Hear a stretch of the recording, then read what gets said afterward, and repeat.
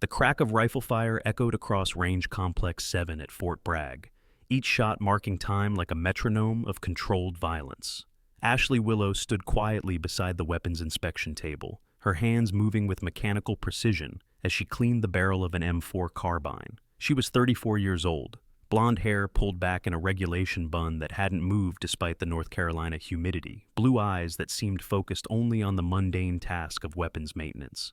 Nobody paid attention to her, just another nameless support specialist among the real warriors who actually use these weapons in combat. "Hey, technician!" The rough voice of Gunnery Sergeant Mason Bradley cut through the ambient noise of the range. "You're holding that weapon wrong. Let me show you how real soldiers handle firearms." Ashley didn't look up, continuing her work with the same steady rhythm she'd maintained for the past hour. Mason stepped closer, his 6'3" frame casting a shadow over her workstation, blocking the morning sun that had been warming her hands as she worked. "I'm talking to you, desk jockey. Or have you never heard actual gunfire outside of training videos?" 3 other Marines laughed behind Mason, the sound sharp and mocking in the morning air. One of them, Sergeant Connor Blake, added his voice to the harassment. "Leave her alone, Mason. Maybe she's imagining herself as Rambo from all those Call of Duty sessions." Ashley set the rifle down with deliberate care, raising her eyes to meet Mason's gaze with an unsettling calm that made something flicker in his expression for just a moment. "I'm doing my job, Sergeant." "Your job?" Mason's voice dripped with disdain as he picked up the M4 she'd been cleaning, examining it with exaggerated scrutiny. "Your job is counting bullets and filling out paperwork. This here is a warrior's tool, not some toy for support staff to play with." But in the next 20 minutes, everything would change completely when they discovered that the woman they were mocking was the one who had ended America's bloodiest 9-year manhunt in intelligence history. The morning had started like any other at Fort Bragg's primary weapons qualification facility. Soldiers from various units had gathered for their monthly qualification tests, the air thick with competitive energy and the sharp smell of gun oil. Ashley had arrived at 0530 hours, well before most of the shooters, to prepare the weapons and ammunition for the day's activities. She moved through her tasks with a quiet efficiency that made her almost invisible to the combat personnel who would later fill the range. Range Complex 7 was more than just a shooting range. It was a proving ground where soldiers validated their skills and, more importantly, their worth in the eyes of their peers. The facility stretched for nearly 2,000 yards, with multiple shooting positions, moving target systems, and specialized areas for different weapons platforms. On this particular morning, over 30 personnel had gathered, creating the kind of audience that could turn a simple weapons qualification into a public spectacle. Ashley had chosen this assignment deliberately when she'd returned from her last deployment 8 months ago. The weapons maintenance position was considered a dead-end job by most, a place where soldiers who couldn't cut it in combat roles ended up counting rounds and cleaning rifles. But for Ashley, it offered something she desperately needed: anonymity. After 9 years of living on the knife's edge between life and death, the monotony of weapons maintenance felt like a kind of meditation, a way to keep her hands busy while her mind processed memories that would never appear in any official report. "Look at her." Corporal Ryan Fletcher joined the growing circle of Marines around Ashley's workstation. "Bet she's never even fired a weapon outside of basic training. Probably got this position because they needed to fill a diversity quota." The words were calculated to sting, to provoke a reaction that would justify further mockery. Ryan was 23, fresh from his second deployment to Afghanistan, where he had seen enough combat to feel entitled to judge who was and wasn't a real soldier. His uniform was impeccable, his boots polished to a mirror shine, every inch of him broadcasting his status as a combat veteran. Ashley's hands never stopped moving as she reassembled the M4 with a speed that should have raised questions. Her fingers found each component without looking, muscle memory guiding her movements with the kind of precision that came from handling weapons in complete darkness, in sandstorms, in situations where a second's hesitation meant death. But the men around her saw only what they expected to see: a female support specialist going through the motions of a job she didn't really understand. Before we dive deeper into Ashley's story, tell us where you're watching from today. If stories of unsung heroes who sacrificed everything for their country inspire you, hit that subscribe button right now. We bring you the untold stories of warriors who chose obscurity over glory, whose greatest victories will never appear in any official record. Private Oliver Hayes, the youngest of the group at 19, tried to impress his seniors by adding his own mockery. Maybe we should set up a special qualification course for the support staff. You know, with targets that don't shoot back and extra time for them to remember which end the bullets come from." The laughter that followed was harsh and exclusive, the kind that built camaraderie among the in-group while destroying the morale of anyone deemed an outsider. Ashley had heard this particular brand of mockery before, in a dozen different languages, in countries where being discovered as an American agent meant torture and death. She'd learned to hide her reactions behind a mask of bland indifference, to become so unremarkable that people forgot she was even in the room. Mason reached over and snatched the cleaning kit from Ashley's hands, examining the contents with theatrical disgust. "Look at this. Everything arranged just so, like she's preparing for an inspection instead of actual combat. This is what's wrong with the military today. We've got desk jockeys pretending they understand what it means to be a warrior." "I understand my role, Sergeant," Ashley said quietly, her voice carrying a strange weight that made Connor Blake pause mid-laugh. "Your role?" Mason stepped closer, using his height advantage to loom over her. "Your role is to stay out of the way while real soldiers do the fighting. You're a glorified janitor, cleaning up after the people who actually matter." Master Chief Samuel Foster, a 20-year veteran who supervised the range, had been watching the interaction from his position near the ammunition storage. Something about the way Ashley held herself, the complete lack of fear in her posture, despite being surrounded by hostile Marines, triggered old instincts honed by 2 decades of identifying threats and allies in combat zones. He'd seen plenty of support personnel get harassed by combat troops, but they usually showed some sign of distress, some indication that the mockery was affecting them. Ashley showed nothing except that unsettling calm. "Hey, Bradley," Foster called out, his voice carrying the authority of long service. "Don't you have weapons qualification to prepare for?" Mason turned, annoyance flashing across his face at the interruption. "Just educating our support specialist here on the proper way to handle weapons, Master Chief. Can't have her teaching bad habits to the real warriors." Foster's eyes moved to Ashley, studying her more carefully now. There was something about the way she stood, weight balanced perfectly on both feet, hands positioned where they could move quickly to either defense or offense. It was subtle, probably invisible to the younger Marines, but Foster had served with enough special operations personnel to recognize the signs of advanced training. "I appreciate the concern," Ashley said, her tone perfectly neutral as she retrieved her cleaning kit from Mason. "I'll make sure to be more careful with the equipment." The submission in her words should have ended the confrontation, but something about the way she said it, the complete lack of actual deference despite the submissive language, only seemed to anger Mason more. "You know what? I think you need a practical demonstration of what these weapons are actually for," Mason announced, his voice loud enough to draw attention from other soldiers preparing for qualification. "How about you show us your marksmanship skills, unless basic training was too long ago for you to remember how to shoot?" Ryan Fletcher grinned, sensing an opportunity for public humiliation. "Yeah, let's see the armorer demonstrate her expertise. I'll bet $50 she can't put 5 rounds on paper at 100 yards. "I'll take that action," Connor Blake added, pulling out his wallet. "Hell, I'll give her 3 tries to get 1 bullet on target." The growing crowd of spectators created a pressure that would have crushed most people. Over 30 soldiers had now gathered, drawn by the promise of entertainment at someone else's expense. They formed a loose circle around Ashley and her tormentors, phones already coming out to record what they expected would be a humiliating failure. Captain Grace Carter, an intelligence officer attached to the personnel security detachment, noticed the gathering crowd and moved closer. She'd been reviewing files in the range office when the commotion started, and something about the dynamics of the situation set off her professional radar. In her experience, the most dangerous people were often the ones who remained calm when everyone expected them to break. "I don't think that's necessary," Ashley said, still maintaining that unnervingly even tone. "I'm sure you all have more important things to focus on." "What's wrong?" Oliver Hayes taunted, emboldened by the support of his seniors. "Afraid you'll embarrass yourself in front of everyone? Maybe you should have thought about that before putting on a uniform you didn't earn." The accusation of stolen valor, the suggestion that Ashley didn't deserve to wear the same uniform as combat veterans, finally caused a reaction.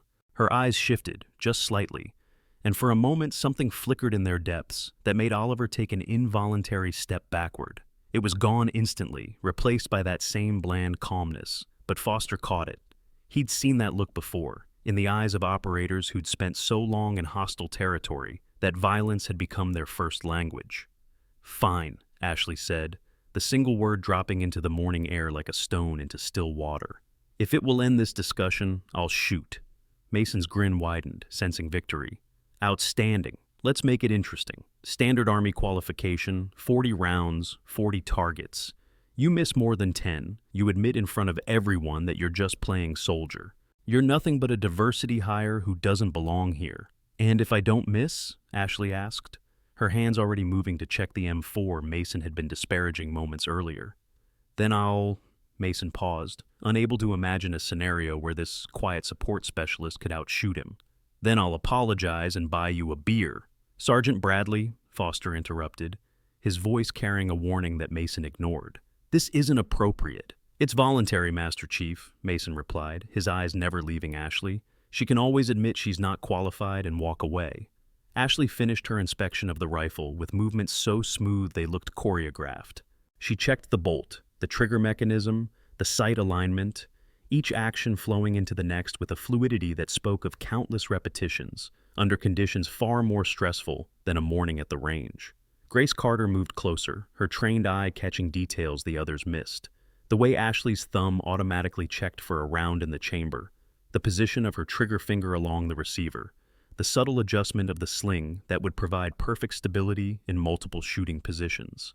"Standard qualification," Ashley confirmed, her voice carrying clearly across the now silent range. 40 targets, varying distances from 25 to 300 meters.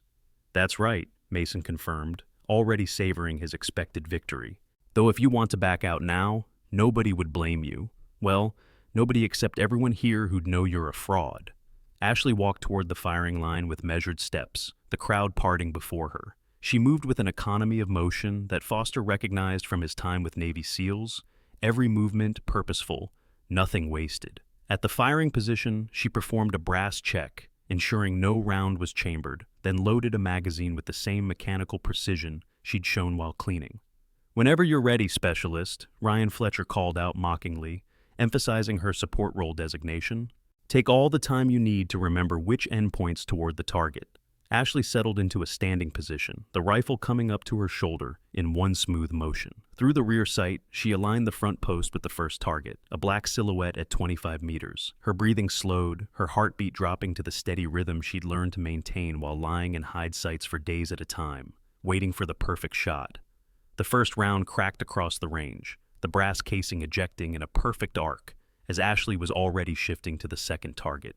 The shot was centered, a perfect hit through the X-ring that even Mason would have been proud of. But Ashley wasn't finished. The second shot followed less than 2 seconds later, then the third, each round finding its mark with mechanical precision. Foster watched through his spotting scope, his amazement growing with each shot. This wasn't just good shooting, it was world-class marksmanship. Ashley transitioned between targets with a fluidity that spoke of muscle memory burned in through thousands of repetitions. Her stance shifted subtly for longer-range targets, compensating for wind and bullet drop without conscious thought. "Lucky shots," Mason muttered, but his voice had lost its earlier confidence. The crowd had gone completely silent except for the rhythmic crack of Ashley's rifle and the metallic ping of brass hitting concrete. At 100 meters, Ashley switched to kneeling, the transition so smooth it looked like she was flowing into the position. Her support arm locked against her knee, creating a stable platform that eliminated almost all weapon movement. 10 shots, 10 perfect hits, each one centered with a precision that was becoming impossible to dismiss as luck. Grace Carter had pulled out her phone, but she wasn't recording the shooting. Instead, she was accessing military databases, searching for any record of Ashley Willow beyond the basic personnel file that showed her as a weapons maintenance specialist. What she found, or rather didn't find, made her eyes widen. Ashley's file before 8 months ago was classified at a level Carter didn't have access to, despite her intelligence clearance. "What the hell?" Connor Blake whispered, as Ashley moved to prone position for the 200-meter targets. She'd fired 20 rounds so far, and according to the electronic scoring system, she hadn't just hit every target, she'd put every round through the center ring. The prone position revealed something else to those watching closely. The way Ashley positioned her body, using bone support rather than muscle tension. The placement of her support hand far forward on the handguard for maximum stability. The slight cant of the rifle to align naturally with her eye. These weren't techniques taught in basic training. This was advanced marksmanship, the kind that took years to develop and constant practice to maintain. At 250 meters, the targets became significantly smaller, requiring precise hold-offs for wind that had picked up slightly from the east. Ashley made minute adjustments to her sight picture, compensation so small that most shooters wouldn't have bothered. But when she fired, the results spoke for themselves. Every round found its mark, the electronic scoring system confirming hits that Mason himself would have struggled to achieve. "This is impossible," Ryan Fletcher said, his earlier mockery replaced by growing unease. "Nobody shoots like this, not even our designated marksman." Foster had moved closer, abandoning his usual position to get a better view of Ashley's technique. What he saw confirmed his growing suspicion that this woman was not what she appeared to be. Her trigger control was perfect, the rifle firing at the natural respiratory pause between breaths. Her follow-through was textbook, maintaining sight picture until the bullet had reached the target. But it was the little things that really gave her away, the way she indexed her spare magazines for rapid reload, the unconscious scan for threats between target engagements, the positioning that allowed her to rise quickly if needed. The 300-meter targets were where most soldiers started to struggle, where the combination of distance, wind, and the limitations of iron sights began to take their toll. Ashley took slightly longer to line up these shots, but only by fractions of a second. When she fired, the impacts were still centered, still perfect, still impossible for someone who supposedly spent their days maintaining weapons instead of using them. 35 rounds fired, 35 perfect hits. The crowd was no longer silent. A murmur had begun, soldiers discussing what they were witnessing in hushed tones. Several had pulled out their phones, recording something that would become range legend regardless of how it ended. Mason's face had gone pale, the implications of what he was witnessing beginning to sink in. This wasn't just good shooting or lucky shots. This was professional-level marksmanship that suggested years of training and practice at a level far beyond what any support specialist should possess. The final 5 targets were at varying distances, pop-up targets that appeared for only 3 seconds each, simulating the kind of rapid engagement scenarios soldiers might face in combat. This was where even good shooters often failed, the combination of time pressure and the need to quickly estimate distance and adjust aim defeating their skills. Ashley remained perfectly still in her prone position, the rifle seemingly part of her body. The first target popped up at 175 meters. Ashley's rifle cracked almost instantly, the target falling before most observers had even registered its appearance. The second target appeared at 75 meters, requiring a completely different hold. Ashley adjusted and fired in less than 2 seconds, another perfect hit. The last 3 targets appeared simultaneously at different distances, a final challenge that would have frustrated even experienced marksmen. Ashley engaged them in order of threat, the closest first, then systematically working her way out. 3 shots, 3 hits, all within the 3-second window. She safed her weapon and stood in one fluid motion, turning to face the now silent crowd with that same calm expression she'd worn throughout the entire confrontation. 40 rounds fired, 40 perfect hits, a score that would have won any military marksmanship competition in the world. How? Was all Mason could manage, his earlier bravado completely evaporated. Ashley handed the rifle to Foster, who accepted it with something approaching reverence. "You asked me to demonstrate," she said simply. "I demonstrated." But the morning's revelations were far from over. Captain Grace Carter had been digging deeper into military databases, using her intelligence credentials to bypass standard restrictions. What she found made her push through the crowd toward Ashley with urgency. "Master Chief," Carter said quietly to Foster, showing him her phone screen, "we need to talk about Specialist Willow. Her records prior to 8 months ago are classified beyond my clearance level. The only notation is Special Access Program. Need to know basis only." Foster's eyebrows rose. Special access programs were the most classified projects in the military, usually involving operations so sensitive that even their existence was denied. For a supposed weapons maintenance specialist to have that classification suggested something far beyond what anyone had imagined. Ryan Fletcher, trying to salvage some dignity from the situation, stepped forward with forced bravado. "All right, so you can shoot. Probably spent every weekend at the range practicing. But marksmanship doesn't make you a warrior. Let's see how you handle something that requires real tactical knowledge." He walked over to a table where various weapons were laid out for the qualification course, picking up a Barrett M82 50 caliber sniper rifle. The weapon was massive, designed for extreme long-range engagement and anti-material operations. It required specialized training to operate effectively. "This is a real warrior's weapon," Ryan announced, his voice carrying across the range. "Not some M4 that anyone can learn to shoot. Let's see if our armorer even knows how to set it up properly." Ashley looked at the weapon, then at Ryan, and something shifted in her expression. For just a moment, the mask slipped, and Grace Carter saw something that made her take an involuntary step backward. It wasn't anger or frustration. It was the kind of weary resignation that came from someone who had seen too much, done too much, and just wanted to be left alone. "I'd prefer not to," Ashley said quietly. "Of course you would," Mason jumped in, sensing an opportunity to recover from his humiliation. "Because you know that lucky shots with an M4 don't translate to real weapons expertise." Oliver Hayes, emboldened by the senior's renewed aggression, added, "Yeah, anyone can point and shoot at close range, but that Barrett requires actual knowledge of ballistics, windage, elevation adjustments, things they don't teach in the motor pool." The crowd was growing again, soldiers who had started to leave after Ashley's marksmanship display, returning to see how this new challenge would play out. Among them was Colonel Daniel Archer, the JSOC liaison officer who had come to observe routine qualifications but found himself watching something far more interesting. Archer was a career special operations officer who had spent 15 years working with the most elite units in the military.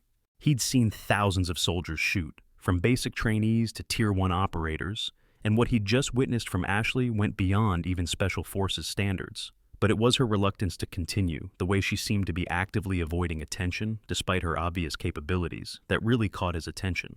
"Sergeant Fletcher," Archer called out, his colonel's insignia immediately drawing salutes from the enlisted personnel. "What exactly are you trying to prove here?" Ryan stiffened to attention. "Sir, we were just testing the armorer's claims of weapons expertise." "Claims?" Archer's voice carried a dangerous edge. "I just watched her fire a perfect qualification score. What claims need testing?" Mason, unwilling to back down even in front of a colonel, interjected, "With respect, sir, there's a difference between target shooting and combat knowledge. We've had support personnel here for months who've never seen a day of real combat, wearing the same uniform as those of us who've earned it through fire." Archer's eyes moved to Ashley, studying her with the intensity of someone who had learned to read people in situations where misjudgment meant death. She stood perfectly still, but he caught the micro-expressions that most would miss. The slight tension in her jaw when Mason mentioned combat, the way her eyes automatically tracked movement in her peripheral vision, the positioning of her feet that would allow instant movement in any direction. "Specialist Willow," Archer addressed her directly, "would you mind showing these gentlemen how to properly set up and zero the Barrett?" It was phrased as a request, but everyone recognized it as an order. Ashley moved toward the Barrett with visible reluctance, her movements losing some of their earlier fluidity. She began the setup process, and Archer watched with growing certainty that this woman had handled this exact weapon system many times before. Her hands moved across the weapon with intimate familiarity, checking the barrel connection, adjusting the bipod legs for optimal stability, verifying the scope mount tension.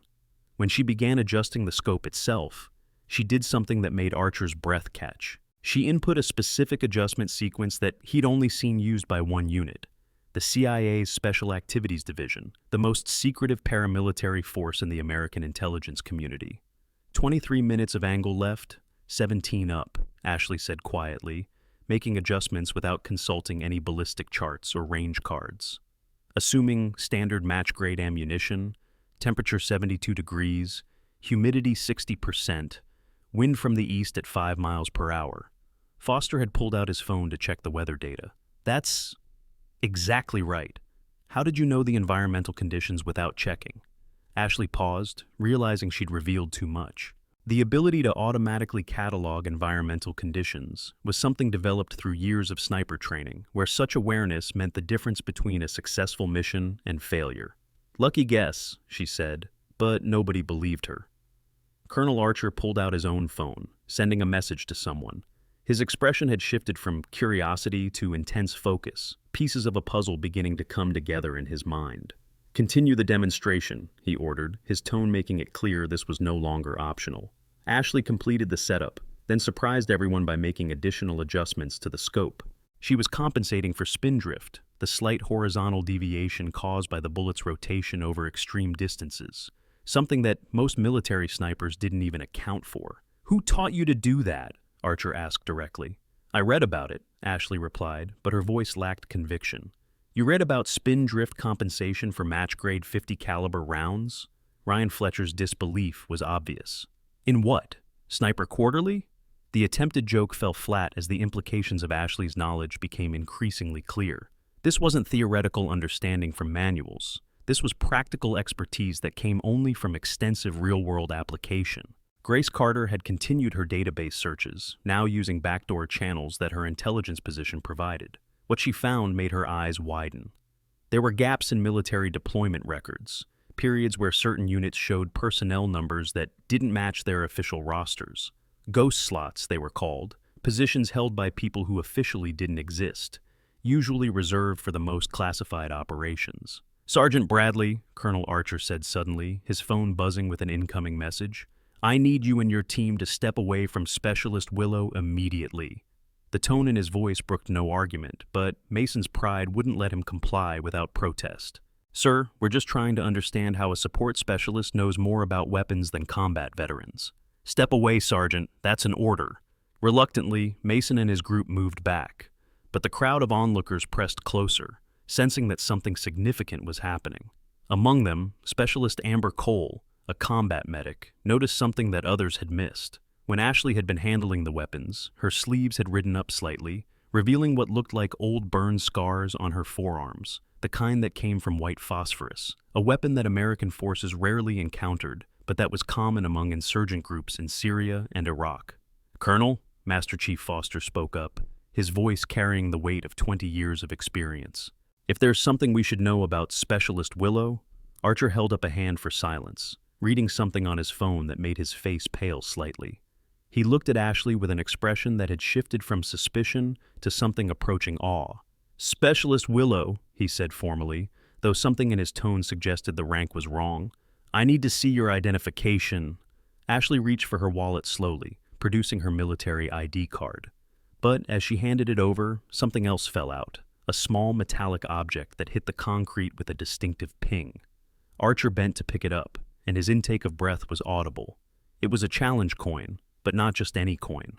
The design was unique, featuring a ghost superimposed over a 7-pointed star, with text in both English and Arabic around the edge. Archer had seen exactly 3 of these coins in his entire career, carried by operators from a unit so classified that most people in special operations didn't even know it existed. "Ghost unit," he whispered, then louder, "Your ghost unit." The words meant nothing to most of the crowd, but their effect on Ashley was immediate. Her entire posture changed, the carefully maintained facade of the harmless support specialist falling away like a discarded mask.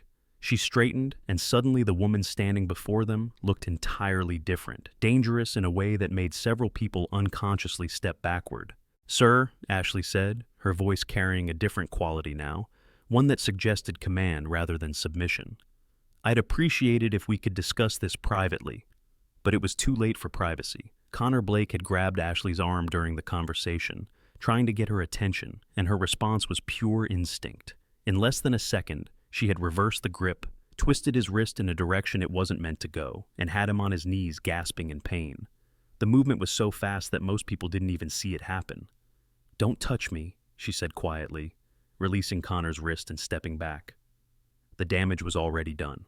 Her sleeve had torn during the brief altercation, and as she moved, the fabric pulled back to reveal not just scars, but a tattoo that made Colonel Archer take an involuntary step forward. The tattoo was intricate, professional, and definitely not something someone got at a local parlor. It showed Ghost Unit 7 in precise military lettering, with Arabic script beneath it that read, "Siad of Valal, Hunter of Shadows." Around the text were 7 stars, each one filled in, which Archer knew represented successful missions of the highest classification level. The range had gone completely silent. Even the wind seemed to have stopped, as if nature itself recognized the significance of what had just been revealed. 30 witnesses stood frozen, phones still recording, capturing a moment that would become legendary throughout Fort Bragg and beyond. Master Chief Foster was the first to speak, his voice barely above a whisper. Ghost 7. You're Ghost 7. You're the one who found al-Rashidi. The name hit the crowd like a physical blow. Khalil al-Rashidi had been America's most wanted terrorist for 9 years, responsible for attacks that had killed hundreds of Americans and thousands of civilians across the Middle East. His death in a precision drone strike 14 months ago had been front-page news worldwide, though the intelligence that led to his location had never been explained. Mason Bradley's legs seemed to give out, and he sat down heavily on a nearby bench. You were there? Or you were the one who... I need everyone to put their phones away immediately, Colonel Archer commanded, his voice carrying absolute authority. What you've just witnessed is classified at the highest levels. Recording or distributing this information is a federal crime. But even as people slowly complied, lowering their phones with shaking hands, their eyes remained fixed on Ashley. The woman they'd mocked, dismissed, and challenged wasn't just a soldier. She was a legend. A ghost story that intelligence operators whispered about in secure facilities. The operative who had spent 9 years living among the enemy, sending back intelligence that had saved countless lives. Grace Carter was the first to piece together the full implications. 9 years, she said, or in source, her intelligence training allowing her to connect dots that others might miss. You were undercover for 9 years, living with them, eating with them, gaining their trust while sending targeting data for precision strikes, Ashley finished quietly. 237 confirmed operations based on intelligence I provided. Al-Rashidi was just the last one. The number staggered everyone present. 237 operations meant she had been directly responsible for eliminating more terrorist targets than most entire units managed in a career. But more than that, it meant she had lived every day for 9 years, knowing that a single mistake, a single slip in her cover, would result in a death that would make execution seem merciful. Oliver Hayes had fallen to his knees, the young private overwhelmed by the realization of who he'd been mocking. We called you a desk jockey. We said you'd never seen combat. Ashley's laugh was bitter, lacking any humor. I haven't seen combat the way you understand it. I've seen something worse. I've shared meals with men I knew I was going to kill. I've held the children of terrorists while sending their fathers' locations to drone operators. I've done things that don't fit into your clean definition of warfare. Sergeant Liam Anderson, who had been watching from the back of the crowd, suddenly stepped forward. There was something different about his movement, a recognition in his eyes that suggested prior knowledge. Cairo, 2017. The market bombing that didn't happen. Ashley's eyes snapped to him, and for a moment, something passed between them that nobody else understood. You were there, Anderson continued, his voice carrying a weight of memory. Delta was supposed to intercept, but the intelligence came too late, except it didn't. Someone warned us 15 minutes before, gave us exact positions. We always wondered who our guardian angel was. He pulled up his right sleeve, revealing his own tattoo. Ghost Unit 3, inactive. The revelation that there was another Ghost Unit operator present sent another shockwave through the crowd. Anderson snapped to attention and rendered a salute that had nothing to do with rank and everything to do with respect. It's an honor, 7. We never knew who you were, but every operator in the field knew we had someone on the inside. You saved my team 4 times that I know of, probably more that I don't. Ashley returned the salute with precision that spoke of military bearing that went beyond normal training. Just doing my job, 3. Your job? Mason Bradley had found his voice again, though it cracked with emotion. Your job was living in hell for 9 years? Your job was being alone among enemies with no backup, no support, no one even knowing you existed? Colonel Archer's phone rang, and he answered it immediately. The conversation was brief, but his expression grew increasingly serious. When he hung up, he looked around at the assembled crowd with the weight of command decision in his eyes.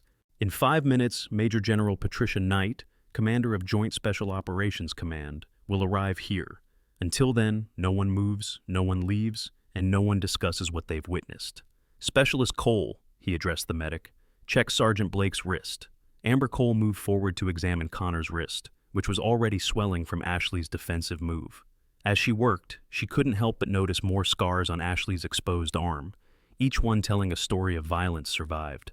These burns, Amber said quietly, her medical training overcoming her awe. White phosphorus? Ashley nodded. Aleppo, 2018. Cover was blown for 6 hours before extraction was possible. The casual mention of having her cover blown in the middle of Syria, surrounded by enemies who would have tortured her for information before killing her, delivered in the same tone someone might use to describe a minor inconvenience, drove home the reality of what this woman had endured. Private Noah Wells, the youngest person present, raised a trembling hand like he was in a classroom. "Ma'am, how did you not break? 9 years pretending to be someone else, knowing that any moment could be your last." Ashley looked at the young soldier with something that might have been compassion. "You don't think about 9 years. You think about 1 day, then 1 hour, then 1 minute. You hold on to the knowledge that every piece of intelligence you send saves American lives. And when that's not enough, you remember that someone has to stand in the darkness so others can live in the light." The philosophy hit the assembled soldiers with unexpected force. They'd all chosen military service for various reasons: patriotism, adventure, education benefits. But Ashley had chosen something far more profound. She'd chosen to disappear, to become nothing, so that others could be something. "But why come back to this?" Ryan Fletcher asked, gesturing at the weapons maintenance table. "After everything you've done, why take a position where people like us would mock you every day?" "Because I needed to remember what normal felt like," Ashley replied. 9 years of being someone else, you start to forget who you really are. I thought if I could just do simple work, follow simple orders, maybe I could find some peace." "And we ruined that," Mason said, the weight of guilt heavy in his voice. "We made your life hell because we thought—" "You thought what you were supposed to think," Ashley interrupted. "That's the point of a cover identity. If combat veterans believed I was just support staff, then the cover was working." The sound of approaching helicopters interrupted the conversation. 3 Black Hawks appeared on the horizon, moving fast and low in a formation that suggested high-priority transport. As they circled the range, soldiers throughout the complex stopped what they were doing to watch. The lead helicopter landed in the designated area 50 yards from the firing line, and before the rotors had even stopped spinning, Major General Patricia Knight emerged. She was 55 years old, with silver hair and the kind of presence that came from 30 years of commanding the most elite warriors in the world. Behind her, a full security detail spread out, creating a perimeter that suggested this was no ordinary visit. Every soldier present snapped to attention as General Knight approached, her eyes scanning the crowd before settling on Ashley.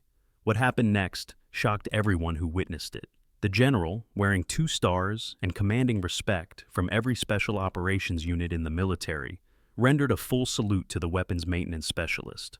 "Operative 7, General Knight said formally, "it's an honor to finally meet you in person." Ashley returned the salute with the same precision she'd shown throughout the morning. "General, I understand there's been an incident," Knight continued, her eyes moving to the torn sleeve and exposed tattoo. "Your cover has been compromised." "Yes, ma'am. Approximately 15 minutes ago. 32 witnesses present." General Knight turned to address the crowd, her voice carrying the authority of someone who had briefed presidents and commanded operations that shaped history. "What you've witnessed today is classified under the National Security Act. You will sign non-disclosure agreements before leaving this range. Any violation of operational security regarding Operative 7 will be prosecuted to the fullest extent of military law." She paused, letting the weight of her words sink in before continuing. "However, I also want you to understand what you've actually witnessed. The woman standing before you spent 9 years in the most dangerous assignment our nation can ask of anyone. She lived among our enemies, gained their trust, and systematically dismantled their operations from within. The intelligence she provided saved thousands of American lives and prevented attacks that would have changed the course of history." Master Chief Foster raised his hand. "General, if I may ask, why was she assigned here, after everything she's done?" Knight looked at Ashley before answering. "Because she requested it. After 9 years of living every moment in fear of discovery, of making life and death decisions daily, she wanted to disappear into obscurity. She wanted to serve without recognition, to find peace in anonymity. And you," she looked pointedly at Mason and his group, "denied her even that small comfort." The weight of guilt that descended on the 4 Marines was almost visible. They'd not only insulted a hero, they'd stolen the one thing she'd wanted after sacrificing everything for her country, the chance to be nobody. "General," Ashley spoke up, her voice carrying clearly, "they couldn't have known. My cover was designed to be perfect. They reacted to what they saw, which is what anyone would have done. Stop defending them, General Knight said sharply. They chose to mock and belittle someone they perceived as weak. That speaks to character, not circumstance. But Ashley shook her head. With respect, ma'am, they're warriors. They've earned their pride through combat. From their perspective, someone who hadn't shared their experiences didn't deserve the same respect. It's not right, but it's understandable. Connor Blake, his wrist now wrapped by the medic, stepped forward despite the pain. Don't do that. Don't forgive us. We were wrong. Not just about who you were, but about how we treated someone we thought was beneath us. That's on us, not on your cover story. The admission seemed to break something in the group dynamic. Oliver Hayes was openly crying, the young private overwhelmed by the magnitude of his mistake. Ryan Fletcher stood at rigid attention, his face a mask of shame. Mason Bradley looked like a man who had just realized everything he believed about himself was wrong. General Knight pulled out a tablet, swiping through classified files, before stopping at one that made her expression soften slightly. Operation Dustborn, Mosul, 2019. Does anyone here know what that was? Several hands went up. It had been a massive operation to retake parts of the city from insurgent control, involving multiple special operations units and resulting in significant casualties. What you don't know, Knight continued, is that the operation was supposed to fail.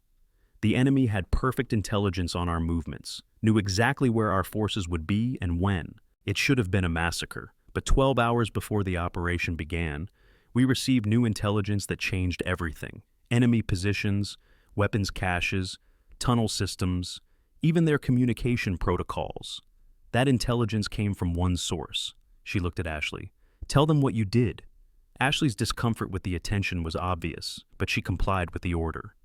I convinced them I was a journalist sympathetic to their cause. Spent 3 weeks embedded with their forces, documenting their preparations. The night before the operation, I transmitted everything. She was discovered immediately after, Knight added. Spent 6 hours being interrogated before a SEAL team could extract her. The burns on her arms? Those aren't all from white phosphorus. Some are from more creative interrogation methods. Amber Cole, still kneeling beside Connor, gasped. They tortured you for 6 hours? It wasn't that bad, Ashley said quietly, but her eyes suggested otherwise. I knew extraction was coming. I just had to last long enough. Not that bad? General Knight's voice rose.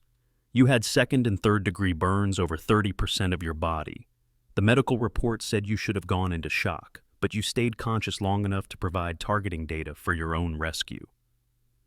The silence that followed General Knight's revelation was profound.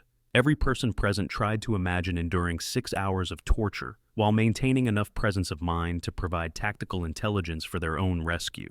It was beyond what most could comprehend, a level of mental fortitude that separated special operators from everyone else, and apparently separated Ashley from even them.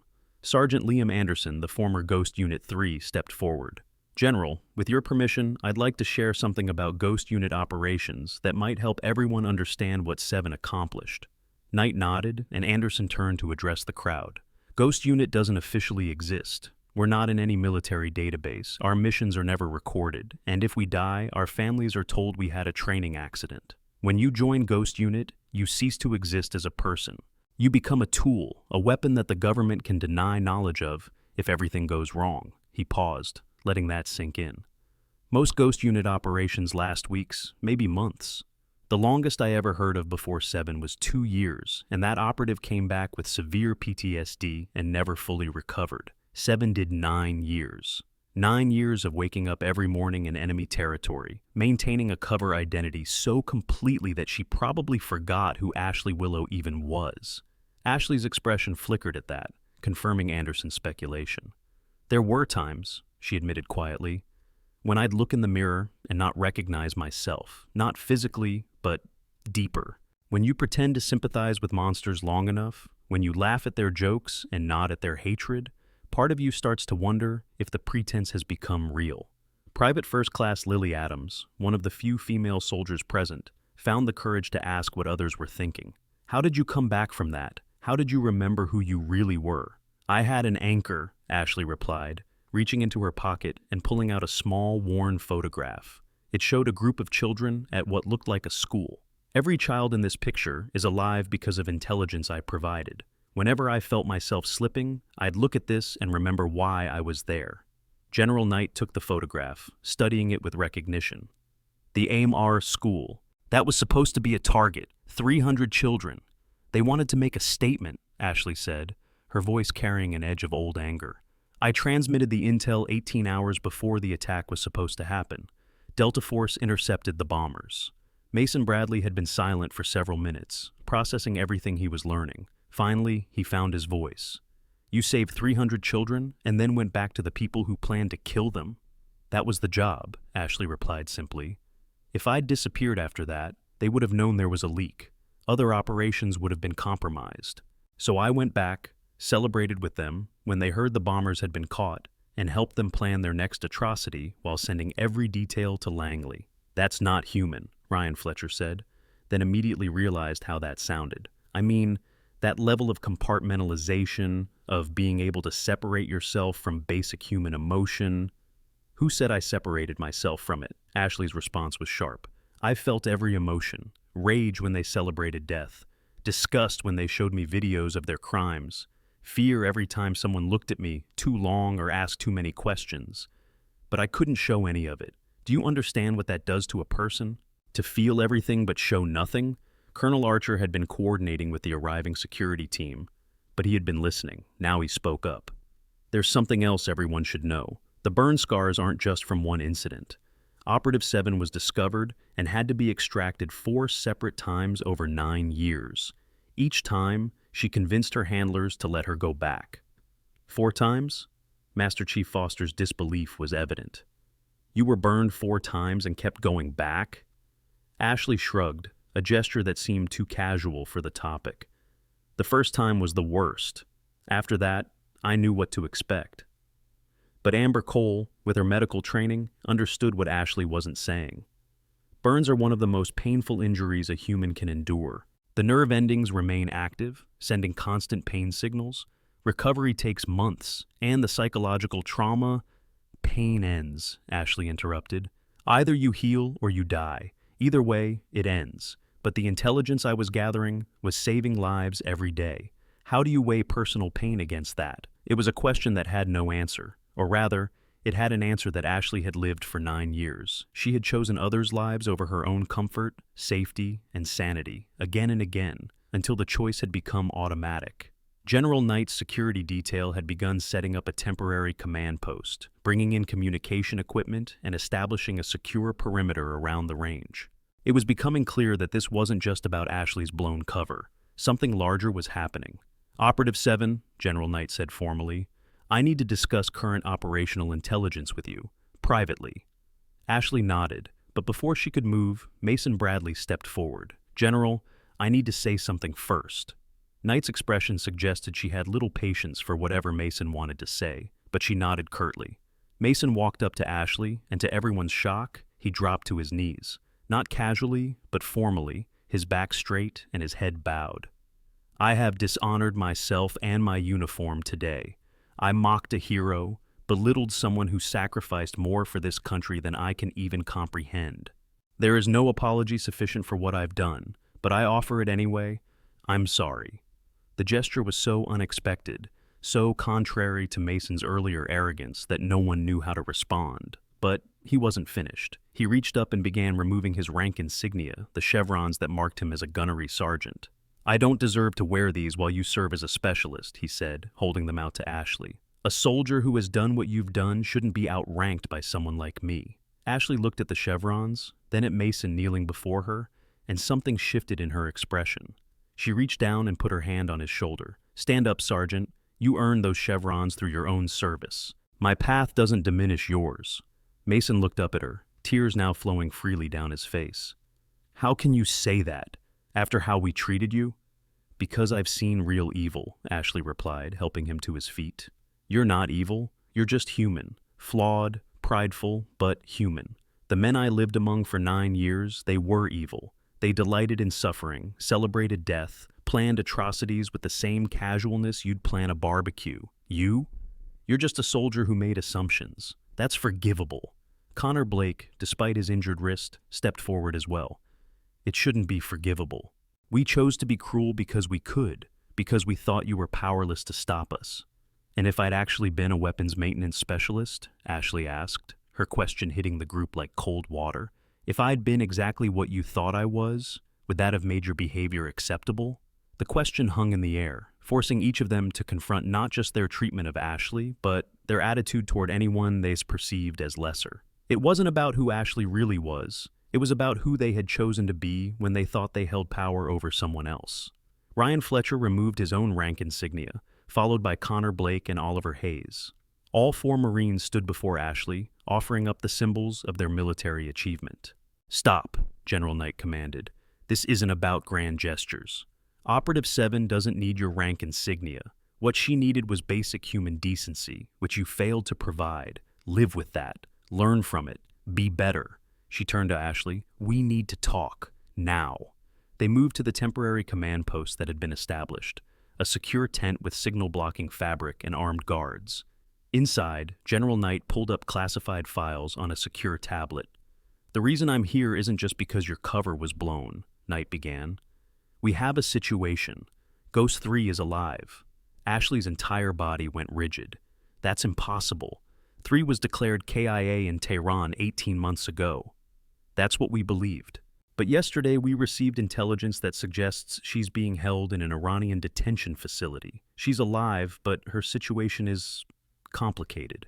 Outside the tent, the crowd of soldiers remained frozen in place, trying to process everything they'd witnessed.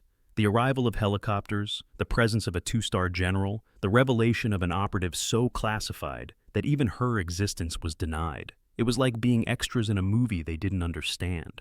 Captain Grace Carter approached Colonel Archer. "Sir, what happens now? To all of us who witnessed this. You'll be debriefed, sign NDAs, and then you'll forget everything you saw here," Archer replied. "Operative 7's identity is classified beyond your clearance level. As far as you're concerned, this never happened." But even as he said it, Archer knew it was impossible. You couldn't unknown something like this. Couldn't forget meeting someone who had sacrificed everything for a country that wouldn't even acknowledge her existence. Inside the command tent, Ashley was studying intelligence files with an intensity that General Knight recognized from battlefield commanders planning life-or-death operations. "She's being held in Evan Prison," Ashley said, her finger tracing locations on a satellite image. "Section 209. That's their political prisoner wing, which means they know she's intelligence." "Our sources say she's been there for 6 months," Knight replied. "They've been interrogating her, but she hasn't broken." Ashley's jaw is clenched. 6 months. She's been there 6 months and we're just finding out now? The Iranians have gotten better at hiding high-value prisoners. It was only through SIGINT intercepts that we discovered she might be alive. Knight paused, studying Ashley's reaction. "I know what you're thinking, and the answer is no. You're not going back into the field." "She's Ghost Unit," Ashley said, her voice carrying an edge that made even the general step back slightly. "We don't leave our own behind. You've done enough, 7. 9 years is more than anyone should have given. You're retired, remember? You chose to come back here, to be nobody, to find peace." Ashley laughed, but there was no humor in it. "Peace? You think I've found peace? I wake up every night speaking Arabic. I check sightlines everywhere I go. I can't eat in restaurants because I need my back to a wall and clear lines to every exit. There is no peace for people like us, General. There's just different kinds of war." Outside, Master Chief Foster had taken charge of the soldiers, organizing them into groups for debriefing. But he could see through the tent's entrance that something intense was happening between Ashley and the general. "What do you think they're discussing?" Private Wells asked nervously. Foster, with his 20 years of experience, had a pretty good idea. "Something above our pay grade, son. Something we're better off not knowing." But Liam Anderson, Ghost 3, had moved closer to the tent. His enhanced hearing, a skill developed through years of special operations, allowed him to catch fragments of conversation. "Evan Prison," he whispered to himself, his face paling.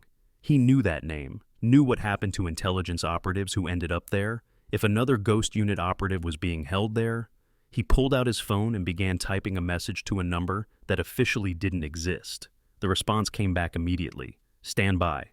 Inside the tent, Ashley had made a decision. "I'm going to get her out." "Absolutely not," General Knight said firmly. "You're compromised. Your face is known to Iranian intelligence. It would be suicide. My face is known to some Iranian intelligence, but I have other identities, other faces they've never seen. Ashley pulled up her sleeve further, revealing more tattoos, each one in a different language. 7 complete identities, each with perfect documentation, each with a different background that I can slip into like a second skin. The answer is still no. Then I'll go without authorization. The 2 women stared at each other, wills clashing in silence. Finally, Knight spoke. You would go rogue to save someone who's probably already broken? Probably already told them everything? She's Ghost Unit. She hasn't broken. And even if she had, we don't leave our own behind. That's the promise we make when we join, that no matter what, someone will come for us. General Knight was about to respond when her secure phone rang. She answered it, listened for a moment, and her expression changed. Yes, Mr. Secretary. I understand.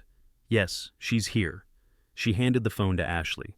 The Secretary of Defense wants to speak with you. Ashley took the phone, her conversation brief and consisting mostly of, yes, sir, and I understand.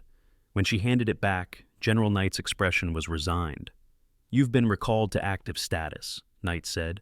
Effective immediately, you're being assigned to Operation Prometheus, the extraction of Ghost 3 from Iranian custody. How did he even know? Because Ghost Unit operatives have a direct line to the SecDef, Knight explained. When one of you is in trouble, it goes straight to the top. And apparently, 3 managed to get a message out. One word, 7. Ashley's breath caught. She called for me specifically? She did, which means she has intelligence that she'll only share with you, or she knows something about the situation that requires your particular skills. Outside the tent, word had somehow spread that something significant was happening. More soldiers had gathered, drawn by the combination of military helicopters, a 2-star general, and the kind of energy that preceded major operations.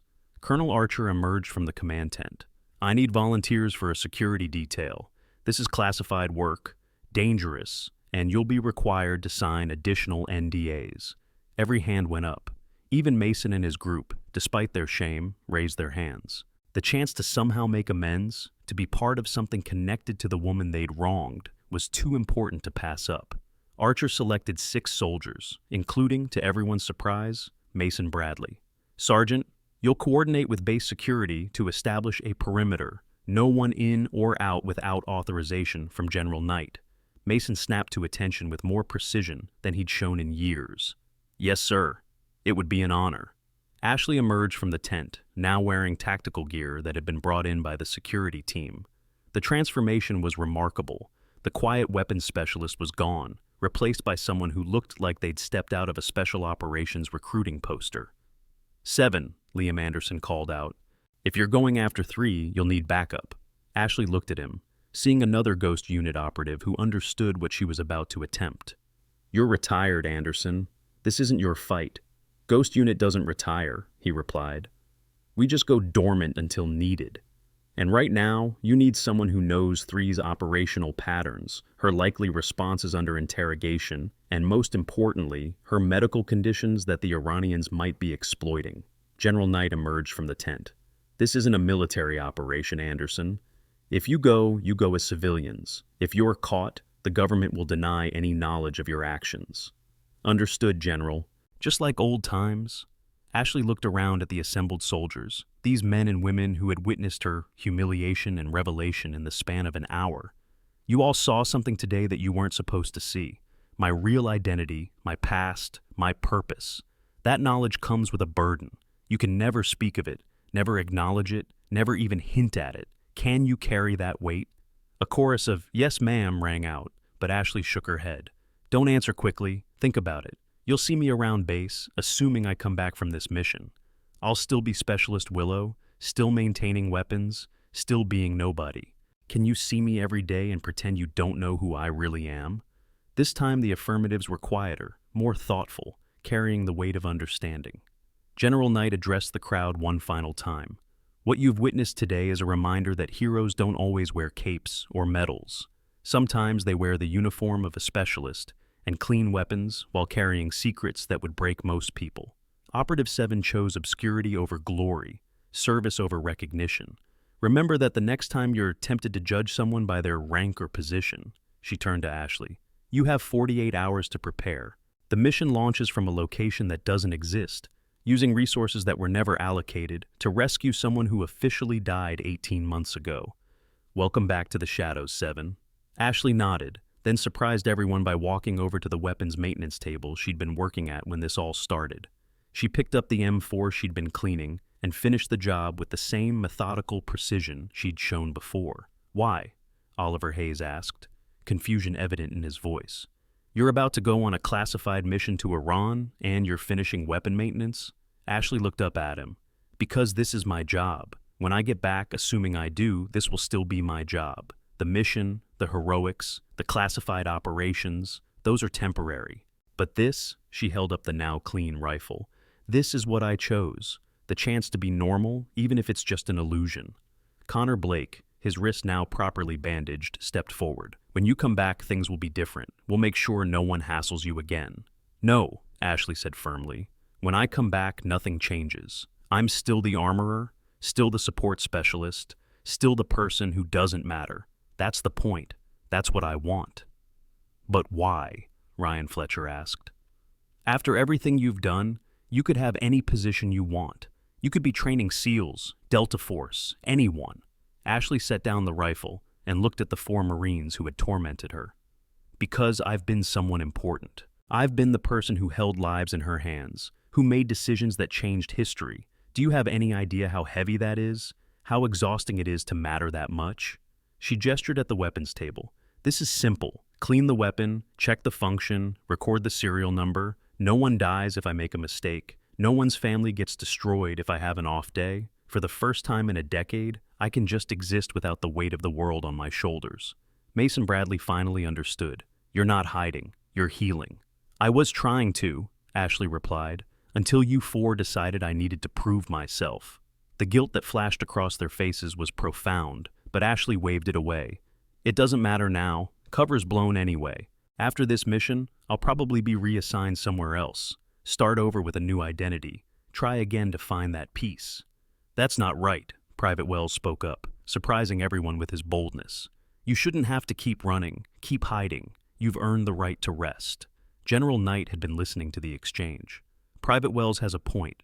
7, after Operation Prometheus, regardless of outcome, I'm prepared to offer you a full retirement with honors. Real retirement, not this half-life you've been living." Ashley was quiet for a long moment, considering. "And if I don't want honors, if I just want to disappear completely?" "Then you disappear. New identity, new location, complete extraction from military life. Your choice. After I get 3 out." "After you get 3 out," Knight agreed.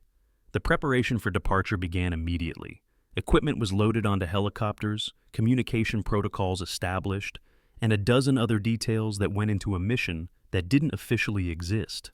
But through it all, Ashley maintained that eerie calm that had so unnerved her tormentors. Specialist Amber Cole approached with a medical kit. "I need to check your scars, make sure there's no infection or complications that might affect the mission." Ashley submitted to the examination, and Amber had to suppress a gasp when she saw the full extent of the damage. Burns covered not just her arms, but her back, her shoulders, even parts of her neck that were usually hidden by her uniform collar. "How do you handle the pain?" Amber asked quietly. "These nerve endings must be constantly firing. You learn to live with it," Ashley replied. "After a while, the pain becomes like background noise. It's always there, but you stop consciously noticing it."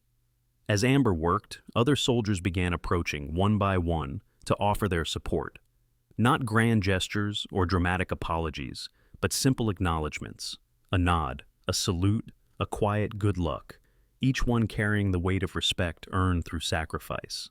Lieutenant Henry Ross, who had been silent throughout most of the morning, finally spoke up. "Ma'am, I've been in the Army for 6 years. I've deployed twice, been in firefights, thought I understood what service meant. But what you've done, what you've sacrificed, it makes everything I've done look like a training exercise." "Don't do that," Ashley said sharply. "Don't diminish your service by comparing it to mine. Every soldier who puts on the uniform, who stands ready to defend this country, matters. The private standing guard at a gate matters. The cook making sure troops are fed matters. The mechanic keeping vehicles running matters. We all serve in different ways, but we all serve." Captain Grace Carter had been working on her tablet, using her intelligence connections to gather information about the upcoming mission. "Ma'am, I've pulled what I can about Evan Prison. It's a fortress. Getting in will be nearly impossible. Getting out with a prisoner. That's why they're sending me," Ashley replied. "I don't go through the front door. I become someone who belongs there, someone they invite in." "In 48 hours?" Ashley's smile was cold. "I once convinced a terrorist cell that I was a weapons dealer from Chechnya in 6 hours. 48 hours is luxurious." As the morning progressed toward afternoon, the crowd of witnesses was slowly processed and released, each signing documents that legally bound them to secrecy. But before they left, each one approached Ashley for one final interaction. Mason Bradley was last. He stood before her, no longer the arrogant Marine who had started this confrontation, but someone who had been fundamentally changed by what he'd learned. "I know you said you forgive us, but I need you to know something," he said.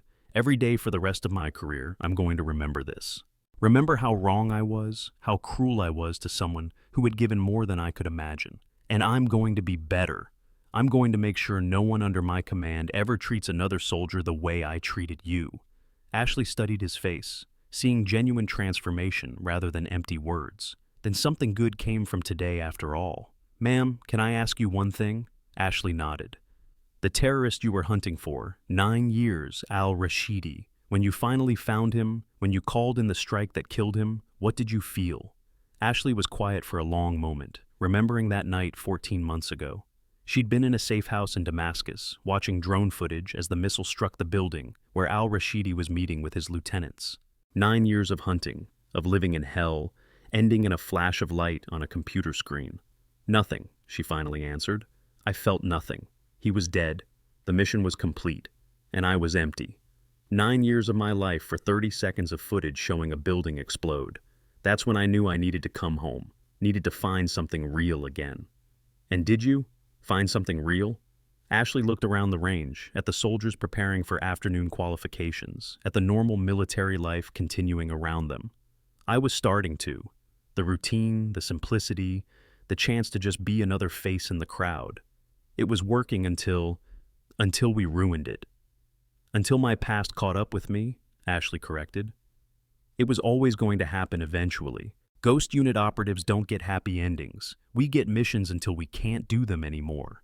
General Knight approached, interrupting the conversation. "7, it's time. The helicopters are ready."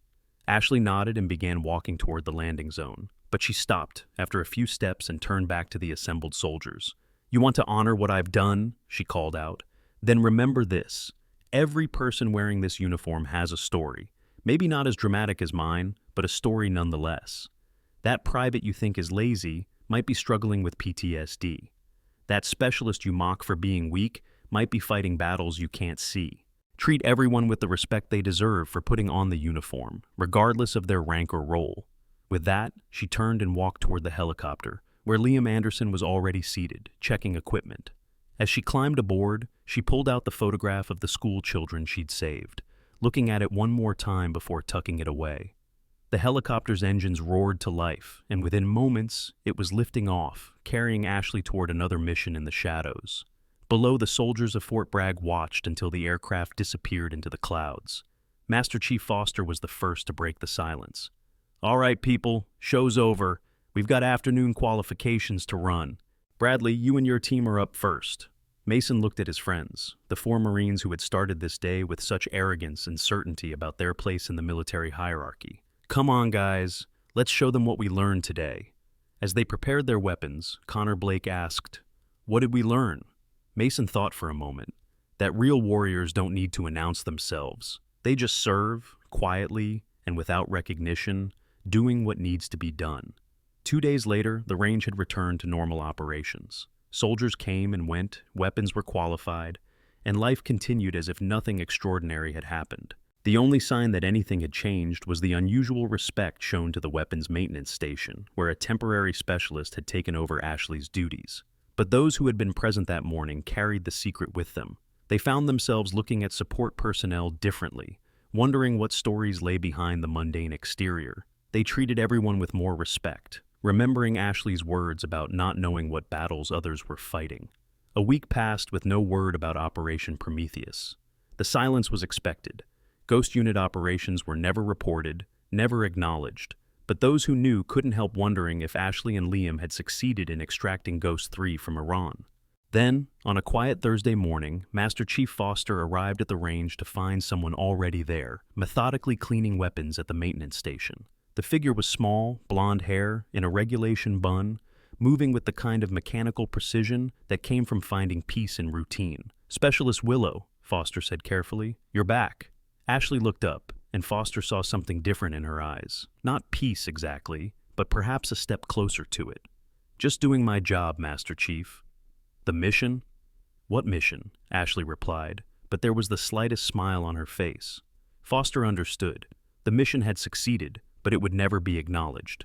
Ghost 3 was somewhere safe, and Ashley had returned to her quest for normalcy. Over the next few days, word spread quietly among those who knew. Ashley was back. She had gone into Iran, extracted a fellow operative from one of the most secure prisons in the world, and returned to clean weapons at Fort Bragg as if nothing had happened.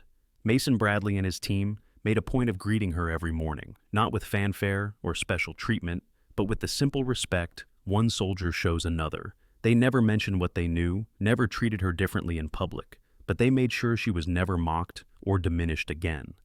3 weeks after her return, Ashley was working late at the maintenance station when her secure phone rang.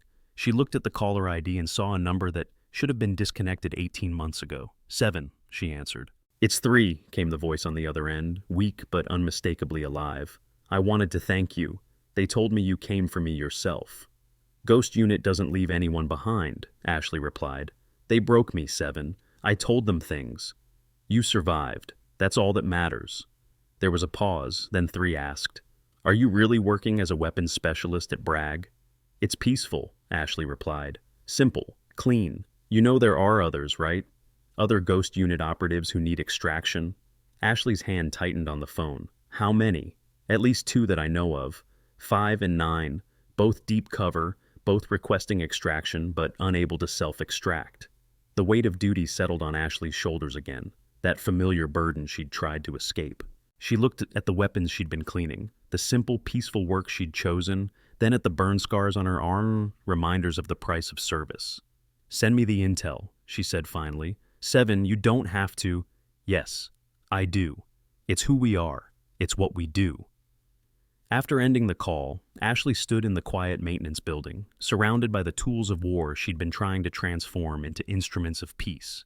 She thought about the Marines who had mocked her, about the revelation of her identity, about the mission to Iran that had proven she wasn't really retired, just dormant.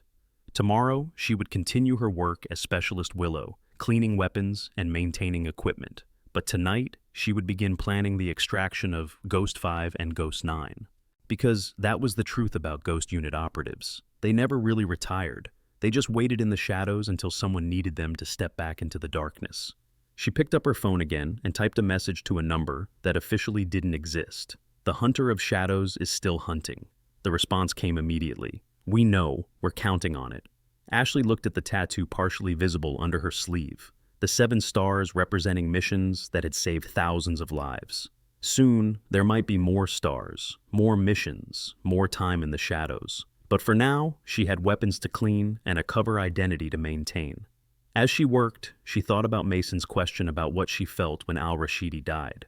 She had told him she felt nothing, and that had been true. But now, cleaning weapons in the quiet of the maintenance building, she realized she felt something else. Purpose. Not the grand purpose of hunting terrorists or saving lives, but the simple purpose of doing a job well, of maintaining the tools that others would use to defend freedom. The next morning, Ashley arrived at the range at 05:30, just as she had every day since taking the position.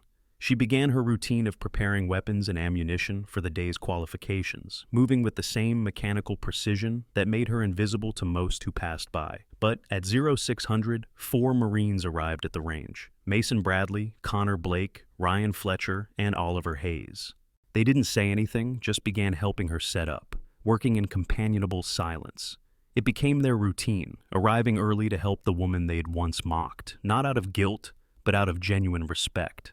One morning, as they worked together, Oliver asked, "Ma'am, do you ever regret it? The 9 years, the sacrifice, all of it?" Ashley considered the question. Ask me in another 9 years. Maybe by then, I'll have found enough peace to know if it was worth it.